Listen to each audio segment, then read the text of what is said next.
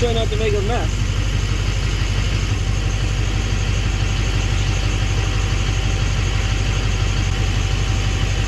Not too much mess. Nice, nice.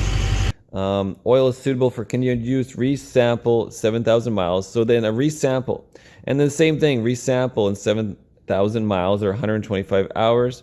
And then the last one, same thing, no need for action. Continue to observe trends. Flag data does not indicate any immediate need for action. Continue to observe trends.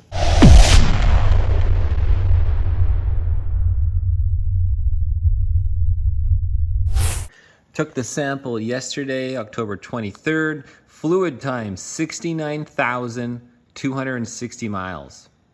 Component time, 85,160 miles. So, yeah guys, because I changed the oil at 15,900 miles. That's when I installed the AMSOIL when I bought the truck, the 2009 Duramax Chevy 3500 LMM engine. So yeah, there you go, guys. I've changed the oil. That first time I've changed the oil since 2017, March 15th, 2017. Of course, changed the filters. And so this is using Oil Analyzers Incorporated. And yeah, guys, so sending it out. So let's get the results by PDF in a few days. Cheers. Oh, and here's the sample, of course. And so you just, they give you a little bag, throw it in there, and you're good to go. Okay, so I got the oil analysis report back, completed on October 30th. If you look over in the right corner, completed on October 30th, which was Monday yesterday. And they received it on the Friday prior to that. And I took the sample a week earlier on the 23rd. And took me a couple days to hit the post office and so on and so forth. I just used Canada Post and shipped the bottle over in their little pre-packaged thing. It was like 15-16 bucks for shipping, thanks to Trudeau and Biden inflation on the fuel prices and everything. So here you have, it's a component ID, right? And it's my 2009 Duramax LMM and my secondary ID. Diesel engine, General Motors, 6.6 Duramax. Sump capacity is around 12 quarts. And then here is my account information. I removed my address, but if anybody needs to get a hold of me, there is my phone number right there. Out of Kelowna, BC for AMSOIL products. And here you have on the top right, they give you a quick overall report of severity based on the comments. And they give you a comments. And this company is Oil Analyzers Incorporated. And they have many stations in North America, maybe like 15 businesses where you can send your oil analysis to in the USA. And then in Canada, there's one in Edmonton and one in Mississauga, Ontario. So I sent mine to Edmonton. And now here we have full flow bypass is my system. I'm running an AMSOIL dual bypass filtration system as we went over and did the filters. Don't let it fall and get, whoa, like that. Holy crap. What did I just say? These, like I said, these things were last changed at 77,000 miles. And now we're at 85,000 miles. So 8,000 miles on these filters. I guess in 1 year, that's how I don't drive much anymore. Oh. There, that one did a little better job. The bypass system is rated at 2 microns. And for product information over here, I'm using my AMSOIL, and I was using what the top up was the AMSOIL Signature Series Max Duty right there. And it's the 540. And of course, as you guys saw, I just switched it for the AMSOIL 5W30 HDD. So here is what we're using. We're using the AMSOIL 5W30 heavy duty diesel oil. This is their fuel efficient premium formula. They've had this for a long time. I run it in my 7.3, Ford 7.3, my 99. Right there, there's my 7.3, and I've been really liking the oil in that one. So let's put it in the Duramax. There it is, going in the Dirty D. And so we'll go into their comments here, but let's take a look at the spectrograph of wear metals, of additive metals, contaminant metals, and multi-source metals in parts per million, ppm. And you'll notice that there is 4 samples listed right now on this graph. Obviously, there's the sample 1 to 3 that they don't show at the moment because I don't know why. I wish it would show it, but it doesn't. But I'd have to go look back at other analysis reports from earlier in the years. And you can see the dates for number 4 was March 2019, March 1st. And then I did another one at September 16th, 2019. And then I did another one on December 19th, 2016. This is when I had a knock going on my engine, and I was trying to diagnose it, what was going on with a fuel injector. And then the next one is October 22. Obviously, I didn't drive much in 2020 or 2021 thanks to bullshit 19. So I did a hiatus of 20 and 21. Let's say we got 44,000 miles on that sample, and through the 2021 and 2022 October, I only put on 18,000 miles on the lube, or from 59 up to 78. Again, 59.9, so essentially 60, so 18,000 miles respectively. And then of course the most recent sample was October 23rd, 2023, almost a year and 5, 6, 7 days later from the previous sample, from 62,000 miles to 69,000 miles. Again, from 78,000 miles to 85,000 miles on the unit, the LMM Duramax engine. And as you can see, I never changed the oil, never changed the oil, never changed the oil, never changed the oil. And I never did change the oil since sample 1 back in 2017 of March 2017, when I first installed the AMSOIL, when I first bought the truck and changed all the fluids. And there you go, I finally changed the oil for the first time since 2017. And so let's go back up to the spectrographs. And so wear metals, these are parts per million of the samples. You can see the last 4 samples. And the first one was obviously 2019. Oh, by the way, so it was the injector. I took those 3 samples in 2019 because I had the knock, and I wanted to see if I had excessive fuel in the oil. Fuel dilution, right over here. Fuel dilution, less than 1, less than 1, less than 1.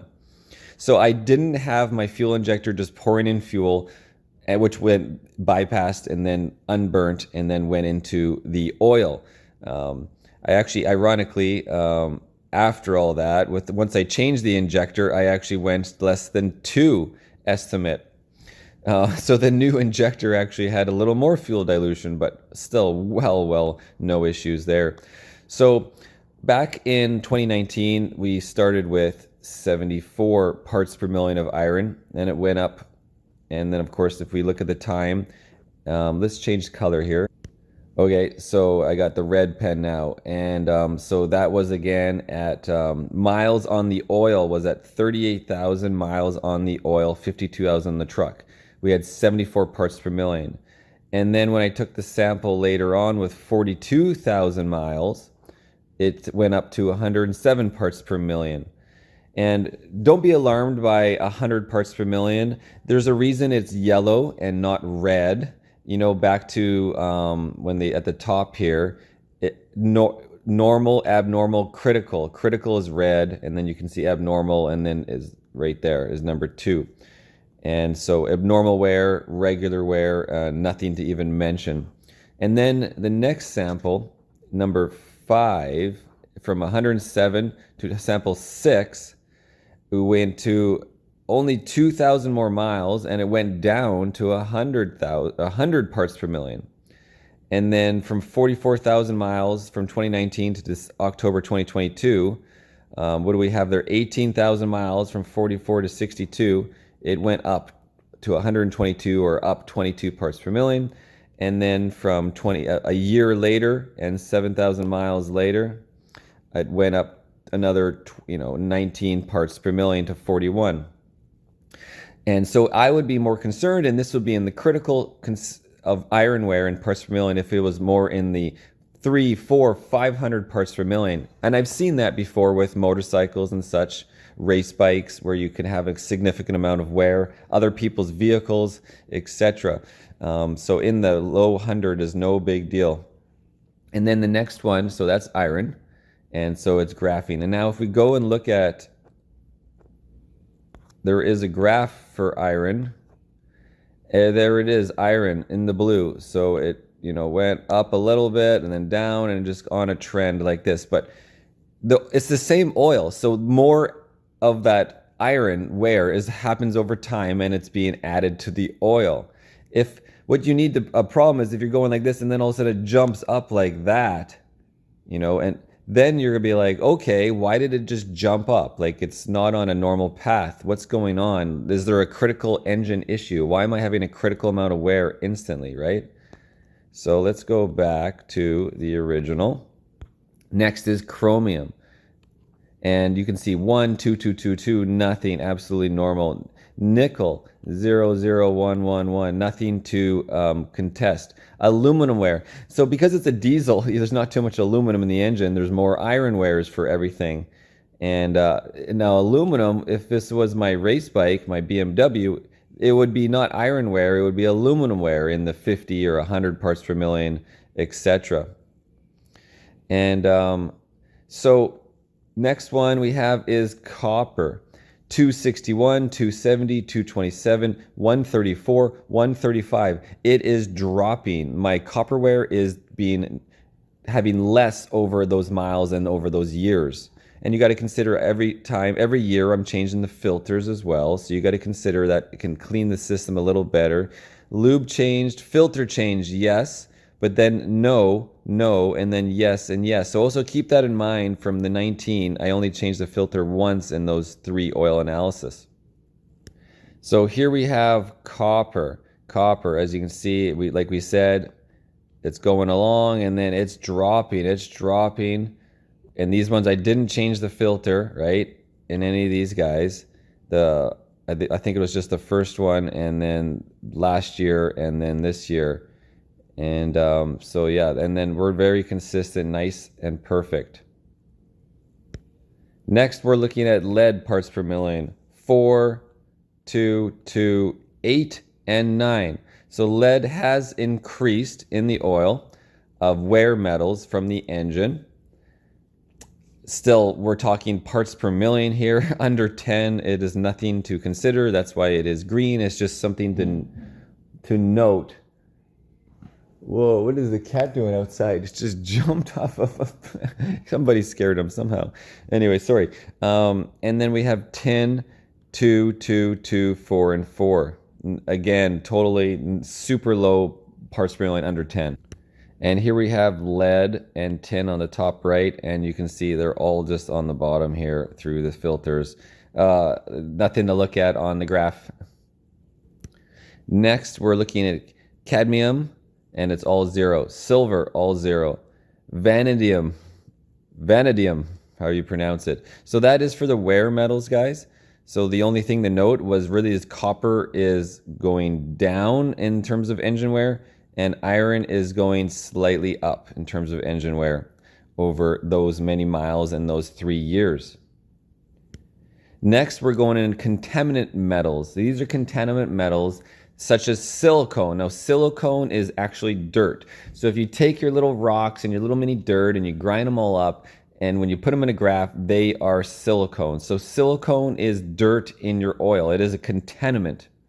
Right? And so we back in 2019 of March, when we changed the filter, I mean, this was before changing the filter, the sample obviously was 18, and then the filter was changed, and then it went up to 22, and then it went down to 19, and then I believe we changed the filter on this one. Then that one was 22 and years later, and then we changed the filter, and then we just had 24 parts per million. So super clean oil. The lowest I've ever seen on silicone would be in my race bike, because I changed the oil every race weekend due to fuel dilution. So we're talking about under 10 parts per million. So considering the many miles, you know, from 7,000 miles to 18,000 miles between those ones, and the silicone is just super low parts per million thanks to the bypass system, of course, and you got to do a good air filter as well.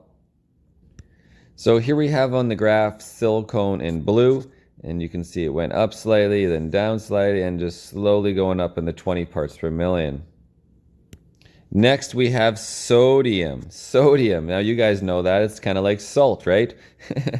7 parts per million, 10, 9, 9, 10, nothing to concern ourselves with. Now, potassium, that's a contaminant metal from coolant.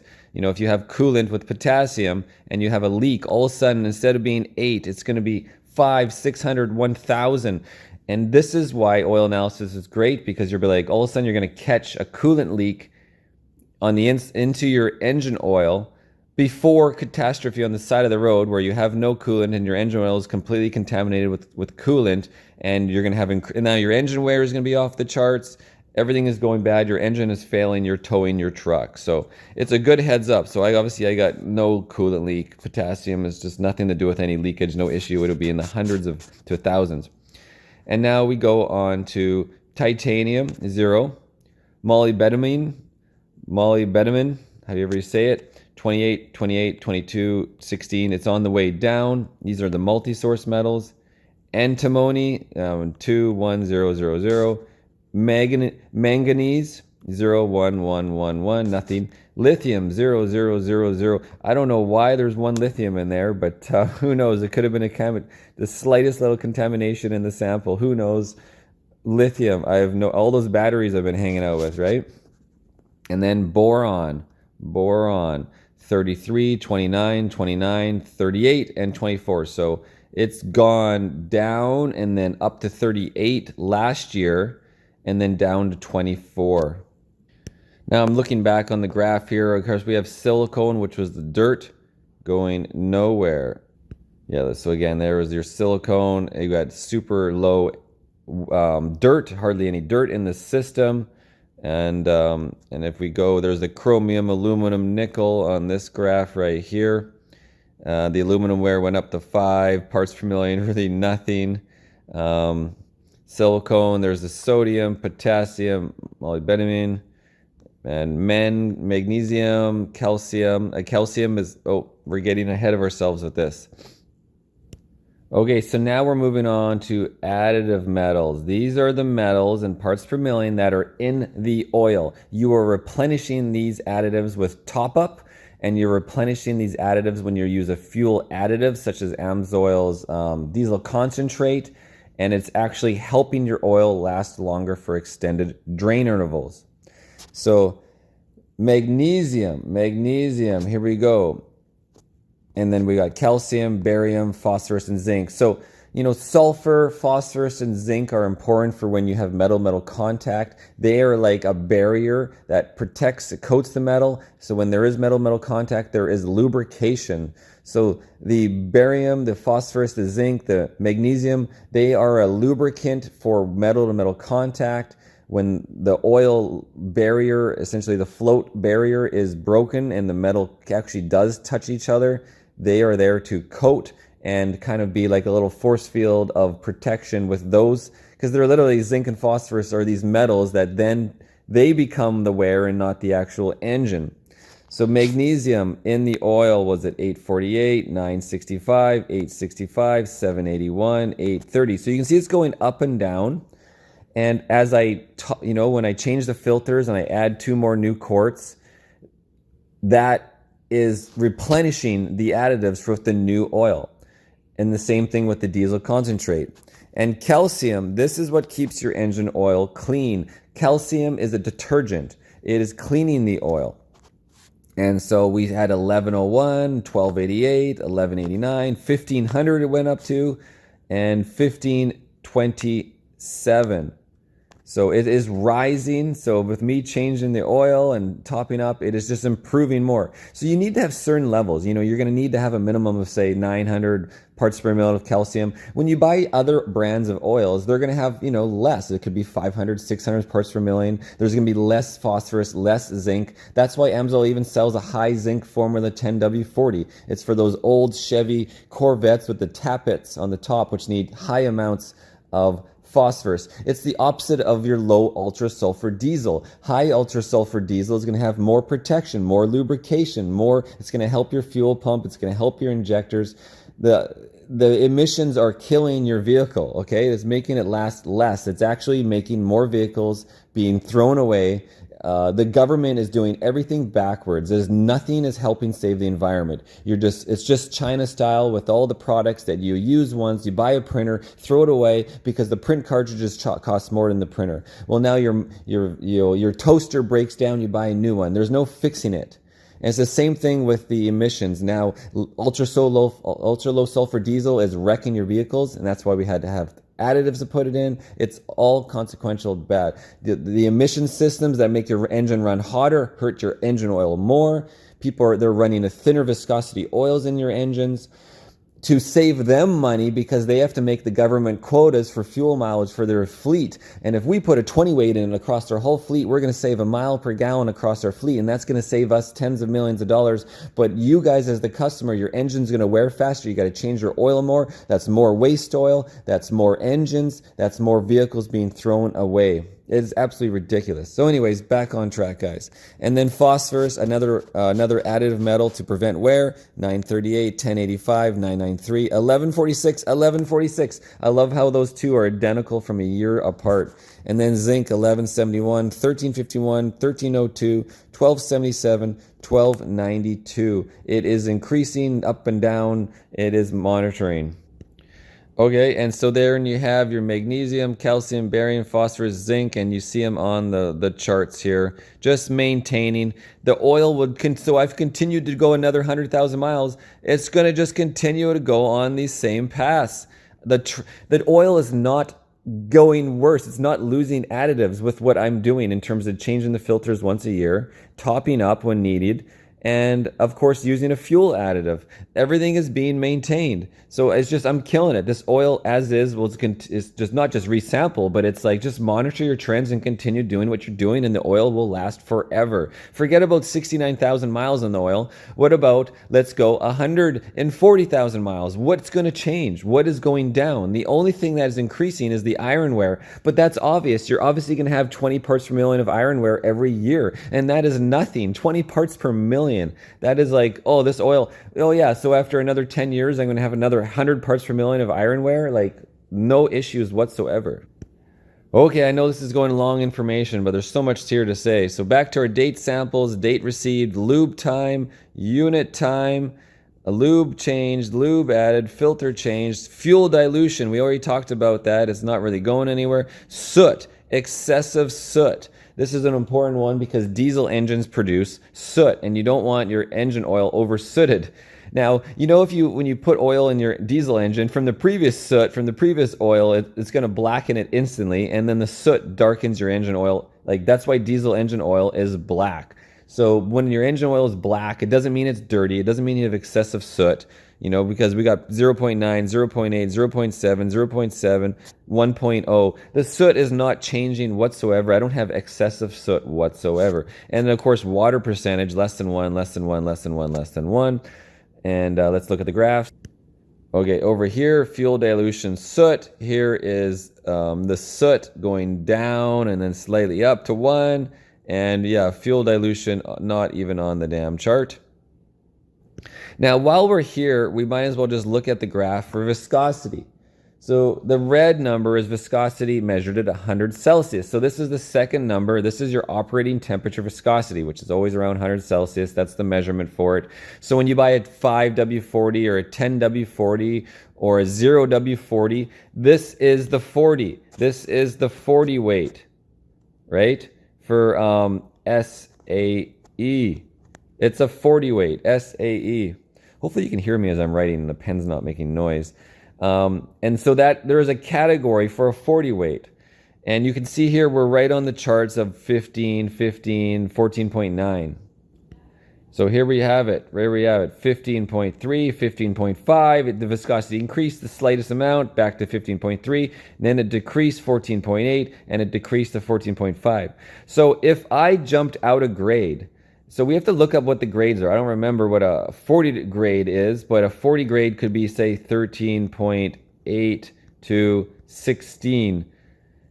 And if that fell down to 14, 0, 13.9. We'll have to look up the grade again. Then I'm in fear of, okay, it's going to become thinner viscosity. It's going to turn into a 30 weight oil, which I just put in the truck, which is actually no issue whatsoever because a 30 weight is going to offer plenty of protection.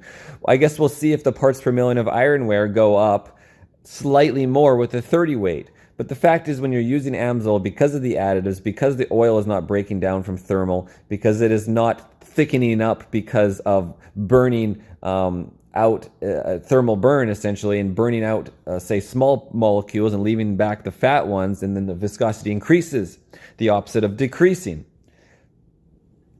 Okay, I just looked it up on my other phone, guys. So a 30 grade SAE viscosity, a 30 grade is 9.3 is the minimum, and the maximum is less than 12.5.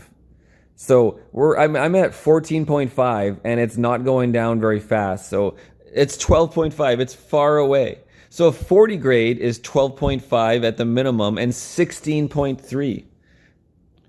Okay, so I just wrote it out here. I'm sorry for the mess. It's hard to write. So the minimum is 12.5. The maximum is 16.3. So the AMSOIL's 40 weight oil started high. I'd have to look it up, but maybe it started at 15.5 or 15.6, or maybe it started at 15.3. But so it's on the high end. So when you buy an oil that's a 40 grade, it could be a 12.6 and they call it a 40 grade, but it's actually a really thin freaking 40 grade. And it's so like, that's the problem with other oils too. It's like, where are they on the graph? And why would they make a 40 grade start at the very bottom of the grade and not the middle of the grade, right? Or the middle upper of the grade? You got to understand there's a huge difference between those 12.5 and 16.3.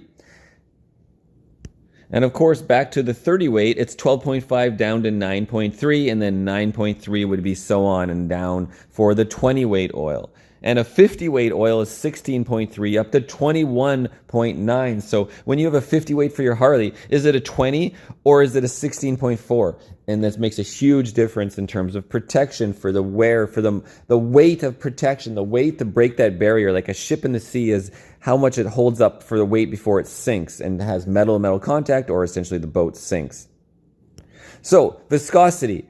No issues with jumping out a grade. And even if I did hit a 30 weight, it's not like an end of all ends for me, because I actually want a 30 weight for better fuel mileage at the moment, with thanks to Biden, Trudeau's inflation, carbon tax, political carbon tax, where the money doesn't go to anything except for feeding their friends and their own political interests, which doesn't help the environment whatsoever. The carbon tax does not improve the environment whatsoever. It's just a freaking tax. So they can have more power, more control, and create more inflation to make everybody poorer and make it everyone harder, make everybody get onto their system where we'll pay you to live and you suckle at the teat of the government. All right, let's continue on. After viscosity, we have the acid number. It doesn't apply. And we have the base number at 4.76, 4.69, 4.11, 3.94, 3.42. So the base number D4739 test measures the oil's reserve, its remaining alkalinity. This procedure is used to determine the oil's reserve alkalinity, and any depletion changes are always measured from the new oil levels. So when the oil started, what did it come with, right? Did it start with 8 total base number, and now I'm at 3.42? And so so you would be concerned when this 3.42 hits 1. So when it hits 1 or below, that is when I need to change the oil. So at this rate, I got to figure out what it actually started at for this oil. There's high TBN oils and there's low ones. Let me take a look. Okay, so I'm looking up on the AMSOIL website and looking under the Signature Series Max Duty synthetic oils. It gives it uses a different test, though, the total base number test of ASTM D2896, when this one is using the D4739. So those tests use different ways to measure the base number, the total base number. And so I'm not sure if they would actually give you a different result in terms of the number or not. That would be for another day. You guys can research it, the ASTM D2896 versus the D4739. So if it was using the other test, 2896, the oil started at 10.1. So I'm not sure if these numbers coincide that the oil was at 4.76 since 2017. It's possible. It's maybe not. Well, that's where the video's getting a little long. 27 minutes after the installation. Wow.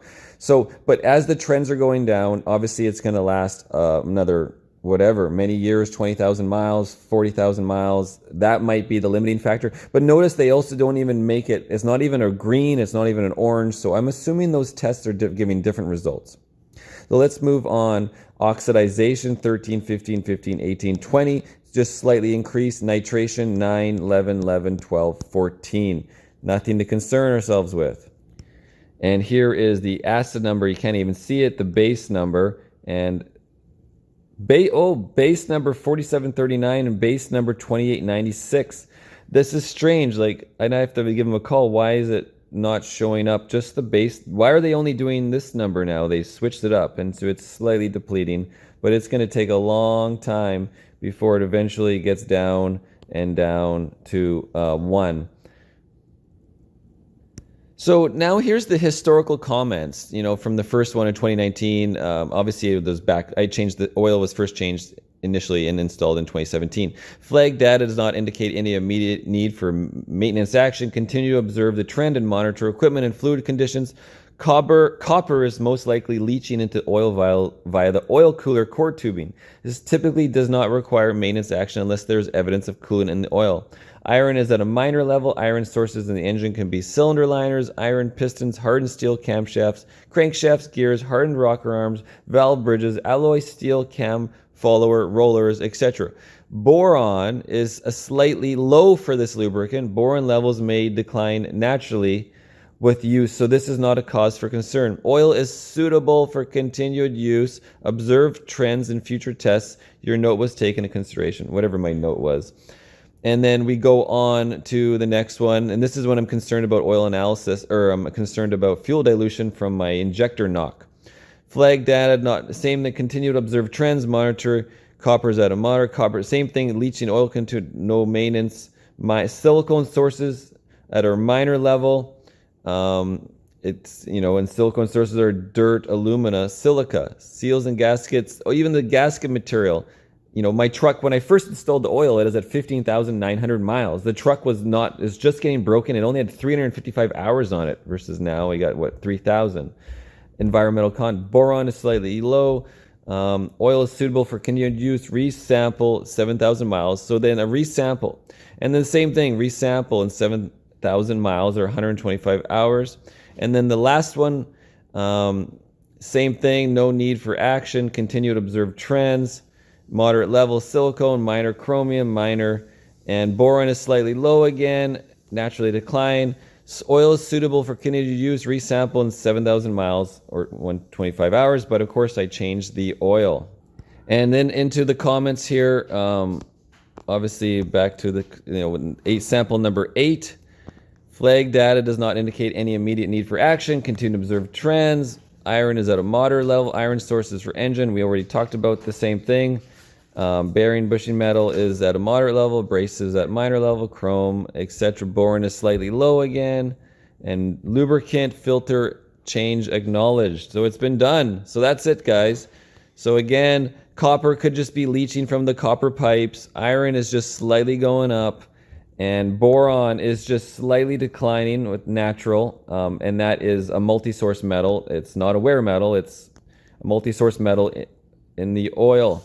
And so yeah, I would say from these trends, I could have a conversation. I wish we had the previous samples to compare to. I'd have to phone them and get them to send me a graph with all of them, and maybe I'll do another update on that. We'll look at the original right back to March of 2017 installed when it was at 15,900 miles. Thanks for watching, everybody. Hope you learned something, and you can see that I could have literally gone, well, from 2017 to 2017. I probably could have gone, good 10 years on that same oil with the way the trends are going. I guess the only thing would be total base number. Thanks for watching, everybody. Irnie Racing. Cheers.